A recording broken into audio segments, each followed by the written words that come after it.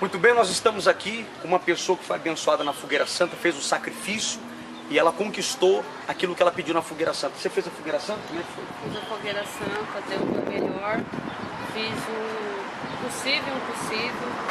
Meu marido até falava que eu estava andando igual aquelas noiadas já, porque eu saía vendendo de porta em porta, de loja em loja, salgado. Mas eu fiz o meu melhor e está aqui a nossa vitória.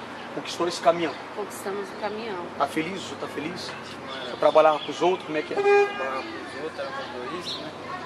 Aí sempre as pessoas falavam, não, chegava em casa e falava, você tem que acelerar. Muitas noites, muita derrota.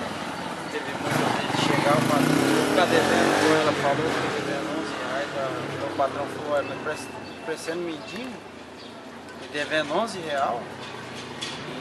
Sempre trabalhando, chegava em casa e não tinha dinheiro suficiente. Eu falei, não, eu vou comprar meu próprio nada. Aí a mulher veio na igreja, começou a trazer também. Fazendo as correntes, fez a Fogueira Santa, colocou toda a força no altar. Toda a força. E tá aí o resultado, o caminhão tá pago, só vai trabalhar pro seu mesmo.